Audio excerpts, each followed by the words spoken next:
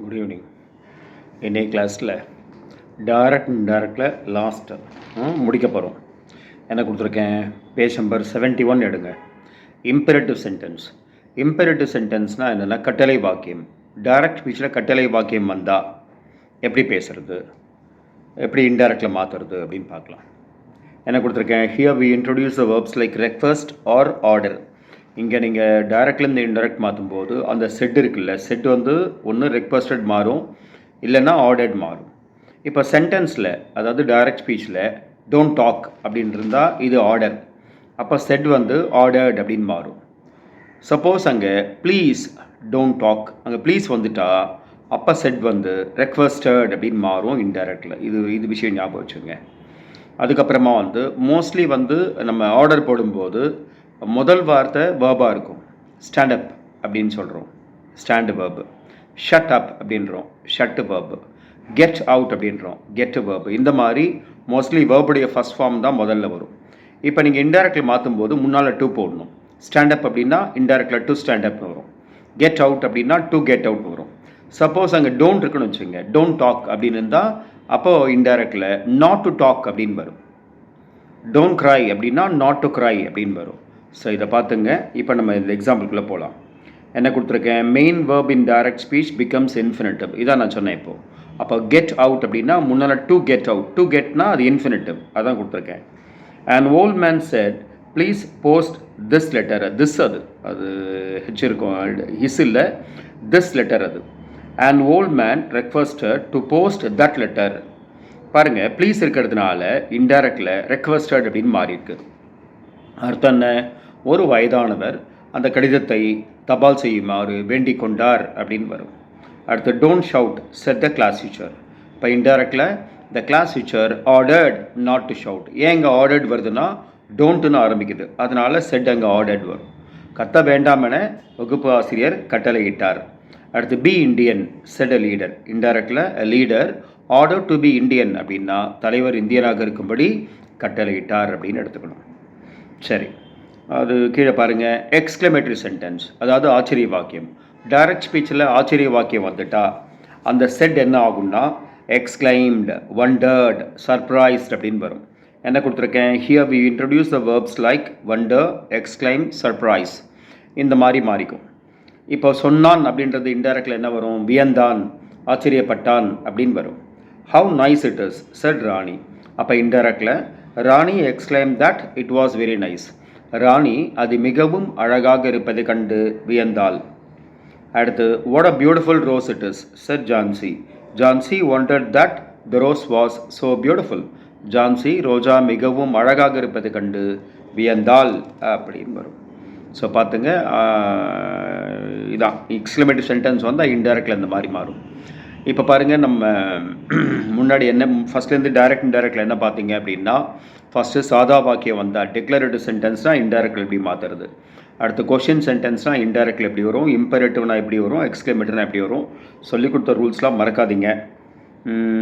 அதுக்கப்புறம் என்ன பண்ணுறீங்க? இந்த இம்பெரேட்டிவ் சென்டென்ஸில் ஹோம்ஒர்க் சொல்கிறேன். இந்த இம்பெரேட்டிவ் சென்டென்ஸில் ஒரு 2 எழுதி இன்டைரக்டில் மாற்றுங்க, எக்ஸ்க்ளமேட்டிவில் 2 எழுதி இன்டைரக்டில் மாற்றுங்க. அப்புறம் இதில் தெரிஞ்சுக்க வேண்டியது, ஞாபகம் வச்சுக்க வேண்டியது என்னென்னு சொன்னால், அந்த ரூல்ஸ் எந்த டென்ஸுக்கு மாறுது அதெல்லாம் ஞாபகத்தில் வச்சுக்கணும். அப்புறம் எஸ்ஆர் நோ டைப் கேள்வி வந்தால் வழக்கமாக தட்டு போடுற இடத்துல தட்டு போடாமல் வெதர் இல்லை இஃப் போட்டு சென்டென்ஸை, வெதர் ஆர் இஃப் போட்டு 2 சென்டென்ஸை ஒன்றா இணைக்கணும். ஸோ ஞாபகம் வச்சுங்க. அதுக்கப்புறமா என்ன பார்த்தோம்? செட் இருந்தால் டோல்டு வரும் சாதா வாக்கியம் வரும்போது. கொஷின் சென்டென்ஸ்னால் செட் வந்து ஆஸ்க்டுன்னு வரும். இந்த மாதிரி கட்டளை வாக்கியம்னா செட் ஆர்டர்ட் வரும், இல்லைனா ரெக்வஸ்டட் வரும். ஆச்சரிய வாக்கியம் வந்துட்டால் செட் வந்து சர்ப்ரைஸ்டு, எக்ஸ்க்ளைம்டுன்னு வரும். ஸோ அதெல்லாம் நியூ ரூல்ஸ்லாம் ஞாபகம் வச்சுங்க. இதோட இந்த பாடம் முடியுது, வேறு எதுவும் இல்லை.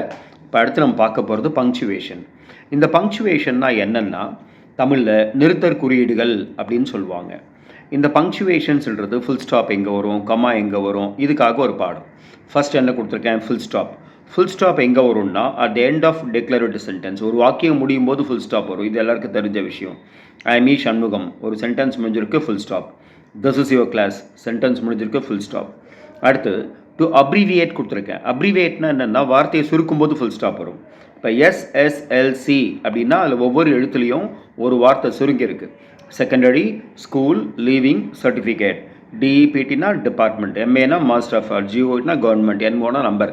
இந்த மாதிரி வார்த்தையை சுருக்கும் போது ஃபுல் ஸ்டாப் வரும். இது ஒன்று, 2 இடத்துல வரும் ஃபுல் ஸ்டாப். அடுத்து என்ன கொடுத்துருக்கேன், கமா. கமானா என்ன, தமிழில் கார்புள்ளின்னு சொல்லுவாங்க. ஃபுல் ஸ்டாப்னா முழு புள்ளி இல்லை முற்றுப்புள்ளின்னு சொல்லுவாங்க. கமானா கார்புள்ளி. To separate a series of words அப்படின்னா வார்த்தைகள் தொடர்ந்து வரும்போது கமா கமா கமா வரும். என்ன கொடுத்துருக்கேன், மெட்ராஸ், டெல்லி, பாம்பே, இந்த மாதிரி வரும்போது வார்த்தைகள் கமா கமா போடணும். முடிக்கும்போது அண்டு போடணும். அண்டு போடும்போது கமா வராது. பாருங்கள், பாம்பேக்கு அப்புறம் and Calcutta are the main capitals of India அப்படின்னு கொடுத்துருக்கேன். அடுத்து to make nominative vocative case அப்படின்னா ஒருத்தர் பேர் சொல்லி கூப்பிட்றோம். இப்போ கிளாஸில் ஒரு ஸ்டூடெண்ட் பேசுகிறாரு, பாலாஜின்னு ஒருத்தர் பேசுகிறாரு, நான் கூப்பிட்றேன் பாலாஜி அப்படின்றேன். பாலாஜின்னா திரும்பி பார்ப்பாரு, டோன்ட் டாக் அப்படின்னு சொல்வேன். இதை எழுதும்போது பாலாஜி போட்டு கமா போட்டு டோன்ட் டாக் போட்டு புள்ளி வைக்கணும். ஒரு 5 நிமிஷம் கழிச்சு பாரு, திருப்பி அவர் பேசுகிறாரு. அப்போ என்ன பண்ணுறேன், டோன்ட் டாக் பாலாஜி, இப்போ பேரை லாஸ்ட்டில் போட்டேன். அப்போ பேரை லாஸ்ட்டில் போட்டால் பேருக்கு முன்னால் கமா வரும், ஃபஸ்ட்டில் போட்டால் பேருக்கு அப்புறம் கமா வரும். அடுத்து to make noun in position அப்படின்னா ஒருத்தர் யார் என்னன்னு தெரியப்படுத்த சில வார்த்தைகள் நம்ம யூஸ் பண்ணுவோம். அதை 2 கமாக்குள்ளே போடணும். என்ன கொடுத்துருக்கேன், mister P Kumaran the manager of MRF is with us today. இப்போ நீங்கள் ஏதாவது ஸ்கூலில் காலேஜில் ஏதாவது ஃபங்க்ஷன் ஏற்பாடு பண்ணி அதில் விஐபி யாராவது கூப்பிட்டு பல ஸ்டூடெண்ட்ஸ்க்கு ப்ரைஸு சர்டிஃபிகேட்லாம் கொடுப்பாங்க. அப்போ அந்த ஆடியன்ஸ்க்கு இந்த ஸ்டேஜில் இருக்க விஐபியை இன்ட்ரோடியூஸ் பண்ணும்போது இவர் குமரன் எம்ஆர்எஃப் உடைய மேனேஜர் இன்றைக்கி நம்ம கூட இருக்கார். இந்த எம்ஆர்எஃப் உடைய மேனேஜர் 2 கமாக்குள்ளே போடணும், த மேனேஜர் ஆஃப் எம்ஆர்எஃப். அடுத்து என்ன இருக்குது, Sharma the president of India will give the award. President of இந்தியான்றது 2 கமாக்குள்ளே போகணும். ஷர்மா இந்தியாவோட ஜனாதிபதி, இப்போ எல்லாருக்கும் ப்ரைஸ் கொடுப்பாரு. அடுத்து வேறு இங்கே வரும், 3 இடத்துல வரும். எது, கமா 3 இடத்துல வரும். அடுத்து என்ன இருக்குது, அப்பாஸ்ட்ரஃபை. அப்பாஸ்ட்ரஃபைனா மேலே ஒரு கமா மாதிரி போட்டு எஸ் போடுவோம், அது கமான்னு சொல்லக்கூடாது, அது அப்பாஸ்ட்ரஃபை. இதுதான் ஸ்பெல்லிங். அதுக்கு ஏற்கனவே நம்ம உங்கள் புக்கில் 7ஆம் பாடத்தில் பார்த்துருக்கோம். இது எப்போ வரும்னா டு மேக் பொசசிவ் கேஸ், அதாவது உடையன்னு சொல்லும்போது அப்பாஸ்ட்ரஃபைஸ் வரும். லைன்ஸ் கேஜ், சிங்கத்துடைய கூண்டு. நீலாஸ் ரிங், நீலாவுடைய மோதிரம். இட் இஸ் சோமுஸ், இது சோமு உடையது. ஸோ இந்த மாதிரி உடையது உடைய அப்படின்னு சொல்லும்போது அப்பாஸ்ட்ரஃபைஸ் போட்டுக்கணும். அடுத்து என்ன இருக்குது, to indicate omission of letter or letters, அதாவது ஒரு எழுத்தோ 2-3 எழுத்தோ விடுபட்டிருக்குன்னு காமிக்கிறதுக்கும் அந்த அப்பாஸ்ட்ரஃபை வரும். என்ன கொடுத்துருக்கேன், கீழே ஆயில் அப்படின்னு கொடுத்துருக்கேன். இந்த ஆயில் அப்படின்னும் போது அந்த அப்பாஸ்ட்ரஃபை எதை குறிக்குதுன்னா WI 2 எழுத்து அங்கே இல்லைன்றதை குறிக்குது. இசன்ட் என்னும் போதும் ஓ இல்லைன்றது அப்பாஸ்ட்ரஃபை குறிக்குது. டோன்ட்லேயும் அப்பாஸ்ட்ரஃபை ஓ இல்லைன்றது குறிக்குது. அடுத்த பேஜ் வாங்க. இன்வெர்டட் கம்மா. இன்வெர்டட் கம்மா எதுக்கு வரும்னா ஒரு சென்டென்ஸ் இன்வெர்டட் கம்மாக்குள்ளே இருந்தால் அது டைரக்ட் ஸ்பீச்சுன்னு நீங்கள் புரிஞ்சுக்கணும். அப்போது டைரக்ட் ஸ்பீச்சுன்னு இண்டிகேட் பண்ணுறதுக்கு தான் நம்ம இன்வெர்டட் கம்மா யூஸ் பண்ணுறோம். I am happy set Mannar. இந்த ஐ எம் ஹாப்பி மன்னார் சொன்ன நேரடியான வாக்கியம். Today is the last day set the teacher. இதுவும் பார்த்தீங்கன்னா டீச்சர் சொன்ன நேரடியான வாக்கியம். அது கீழே நடத்திருக்கு செமிகோலன். செமிகோலன்னா அரை புள்ளின்னு சொல்லுவாங்க. மேலே ஒரு புள்ளி, கீழே ஒரு கமா இருக்கும். To this separates 2 or more classes which are more or less equally important. இது எப்படின்னா 2 வாக்கியம் இருக்கும், அதில் ஒன்று விட்டு ஒன்று சொல்ல முடியாது. 2ஐயும் சேர்த்து சொல்லும்போது தான் முழுசாக மீனிங் கிடைக்கும். அந்த 2 வாக்கியத்துக்கு இடையில் போடுறது தான் இந்த semicolon. To err is human, to forgive is divine அப்படின்னா தவறுவது மனித இயல்பு, மன்னிப்பது தெய்வீகம் அப்படின்னு அர்த்தம். அடுத்து என்ன கொடுத்துருக்கேன், கோலன். கோலன்னா என்ன சொல்லுவாங்க, முக்கார் புள்ளி அப்படின்னு சொல்லுவாங்க. மேலே ஒரு புள்ளி, கீழே ஒரு புள்ளி, அதை முக்கார் புள்ளின்னு சொல்லுவாங்க. என்ன கொடுத்துருக்கேன், டு இன்ட்ரோடியூஸ் அ கொட்டேஷன் அப்படின்னு கொடுத்துருக்கேன். அதாவது ஒரு பழமொழியோ பொன்மொழியோ அதை ஆரம்பிக்கும் போது கோலன் போட்டு ஸ்டார்ட் பண்ணுவாங்க. என்ன கொடுத்துருக்கேன், ஃப்ரான்சிஸ் பேக்கன் சேஸ். அந்த ஃப்ரான்சிஸ் பேக்கன்றவர் ஒரு வெளிநாட்டு scholar.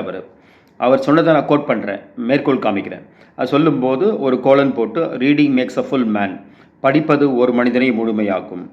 Writing makes an exact man, எழுதுவது ஒரு மனிதனை துல்லியமாக்கும். ஸ்பீக்கிங் மேக்ஸ் அ பர்ஃபெக்ட் மேன்னா பேசுவது ஒரு மனிதனை பர்ஃபெக்ட் ஆக்கும் அப்படின்னு அர்த்தம். ஸோ இதெல்லாம் பார்த்துங்க. இதுக்கு இல்லாமல் நம்ம கூட சொல்லலாம், இப்போ விவேகானந்தர் கூட நிறைய சொல்லியிருக்காரு, காந்தி சொல்லியிருக்காரு, திருவள்ளுவர் சொல்லியிருக்காரு. நீங்கள் புக்கில் பார்த்துருப்பீங்க, வள்ளுவன் கூற்றுப்படி அப்படின்னு ஆரம்பித்து ஒரு கோலன் போட்டு செல்வத்துள் செல்வம் செவிச்செல்வம் அச்செல்வம் செல்வத்துள் எல்லாம் தலை அப்படின்னு இன்வெர்டட் கம்மாக்குள்ளே வரும். இதெல்லாம் நம்ம சொல்கிறது தான், வேறு எதுவும் இல்லை. தமிழ் இருக்க மாதிரி எல்லா மொழியிலையும் இருக்குது.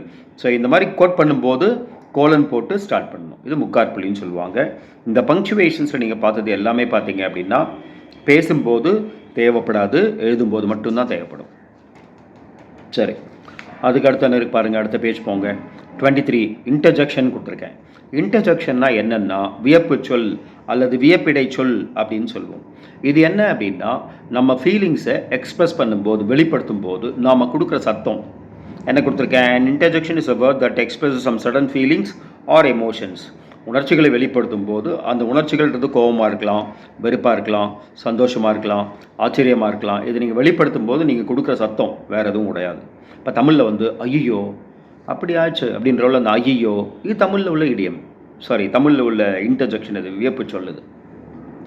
ஓ அப்படியா அப்படின்றல்ல அந்த ஓ, இது ஒரு இன்டர்ஜெக்ஷன். இதில் தமிழில் இருக்க மாதிரி இங்கிலீஷில் இருக்குது. ஃபர்ஸ்ட் என்ன கொடுத்துருக்கேன்? ஜாய்னா என்ன? சந்தோஷத்தை வெளிப்படுத்தும் போது ஹுடே ஐ பாஸ்ட் அப்படின்னு சொல்லணும். ஐயா நான் பாஸ் ஆகிட்டேன் அப்படின்ற மாதிரி தமிழில். அடுத்து கிரீஃப்னா என்ன? வருத்தத்தை வெளிப்படுத்தும் போது அலாஸ், நம்ம தமிழில் ஐயோ அப்படின்றோம் அந்த மாதிரி. அலாஸ் இட்ஸ் டெட் அப்படின்னா ஐயோ இது இறந்துச்சு அப்படின்னு அர்த்தம். அடுத்து என்ன? சர்ப்ரைஸ், ஆச்சரியத்தை பற்றி வெளிப்படுத்தும் போது வாவ் இட்ஸ் வண்டர்ஃபுல் அப்படின்னு ஒரு டிவி விளம்பரங்கள் நிறைய இந்த மாதிரி வரும். அடுத்து அப்ரூவல், பிராவோன்னு கொடுத்துருக்கேன். இது என்னென்னா ஒரு விஷயம் ஒரு சின்ன பசங்க நல்லா பண்ணால் என்கரேஜ் பண்ணுறதுக்காக நம்ம சொல்லுவோம் சபாஷ் நல்லா பண்ணியிருக்கே அப்படின்னு சொல்கிறோம்ல. தமிழில் சபாஷ் மாதிரி இங்கிலீஷில் பிராவோ யூ டன் இட் அப்படின்னா சபாஷ் நீ செஞ்சு முடிச்சிட்டியே அப்படின்னு அர்த்தம். இந்த மாதிரி இன்னும் சில இது இருக்குது. இங்கிலீஷில் பேசும்போது ஓ ஐ சி அப்படின்வாங்க. அந்த ஓ இது வந்து இங்கிலீஷில் உள்ள இடியம். அது நான் புக்கில் கொடுக்கல, நோட் பண்ணிங்க. அதுக்கப்புறம் வந்து சில பேர் காலை மிதிச்சிட்டா அவுச் அப்படின்வாங்க. OUCH ஸ்பெல்லிங் அதுக்கு. அந்த வலியில் அவங்க கொடுக்குற எக்ஸ்ப்ரெஷன் அதுவும் நான் புக்கில் கொடுக்கல. அதுக்கப்புறம் பார்த்தீங்கன்னா இவ்வளோதானா அப்படின்றோம்ல, அந்த அது PHEW. ஸோ அது ஒரு சவுண்டு, வேறு எதுவும் கிடையாது. ஸோ இப்போ இந்த இன்டர்ஜெக்ஷன்ஸ்லாம் யூஸ் பண்ணும்போது பக்கத்தில் ஆச்சரியக்குறி போட்டுக்கணும். வேறு ஒன்றும் இல்லை இதில் சொல்கிறதுக்கு. உணர்ச்சிகளை வெளிப்படுத்தும் போது நம்ம கொடுக்குற சத்தம் தான், இதுக்கு அர்த்தம்லாம் கிடையாது. ஓகே, இன்னொன்று இந்த உணர்ச்சிகளின் வெளிப்பாடுன்றது டக்குன்னு வரும்போது தாய்மொழி தான் வரும்.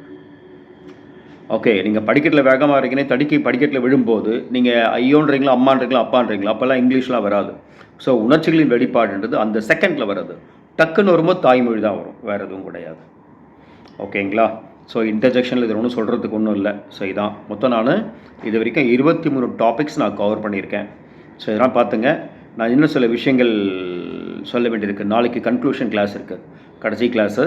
அது நாளைக்கு சில விஷயங்கள் சொல்ல வேண்டியிருக்கு, அதை நான் நாளைக்கு சொல்கிறேன் உங்களுக்கு. இதில் ஒன்றும் ஹோம்ஒர்க் இன்டர்ஜெக்ஷன்லேயும் பங்க்சுவேஷன்லேயும் ஹோம்ஒர்க் ஒன்றும் கிடையாது. ஓகேங்களா? இன்றைக்கி இதோடு முடிக்கிறேன், நம்ம பார்க்கலாம். தேங்க்யூ.